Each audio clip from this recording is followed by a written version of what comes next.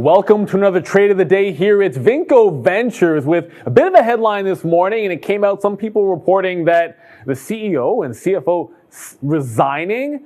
Look, part of the merger, of course, was going to be some restructuring. That was clarified, so these changes anticipated. But I just want to talk about the trade and the price action here. Let's get this out of the way. So you will see a gap down on Vinco Ventures, and it had gap down quite some amount here from about a 780 range here with a range bottom at 740, and you were gapping into the $6 range. So a couple of levels I want to watch. We're going to go back on our 15-minute to the breakout through these gap down levels. So previous higher in the 15, right around the 670 mark.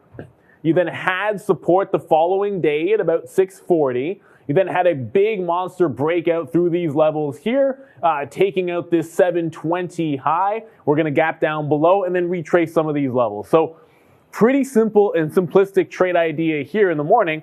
You know, you're going to see in the pre-market, we actually ended up holding, for the most part, that 640-ish low. And then you come to that 670 level, that previous high. And then you're not going to see it here, but there actually was a double top in the pre-market at 670 as well. So liked it so much we got it twice. But reality is, once that 670 went, this was early on in the session before the market opened. We still take the 71s on the breakout, but I am going to start covering that trail. Like first when it's so down at 80, and then we're going to get into the open here. Now, there was a double top, and I didn't want to get any more shares out. The plan was to buy the dip whenever there was going to be liquidity and, of course, extra volume at the open. You see it fall down in, and what I'm concerned with, do we hold that 640 level?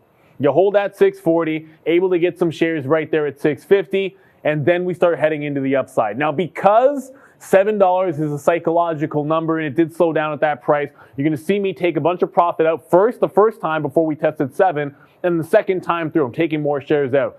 And then we go right back to where's your target going to be? See that 720 that we looked at when we traded this range before, that wick top? That's exactly what we shoot for before here. Goes right to that 720 level, and that's where you're looking for your out. So in this particular case, you have a gap down in Vinco Ventures.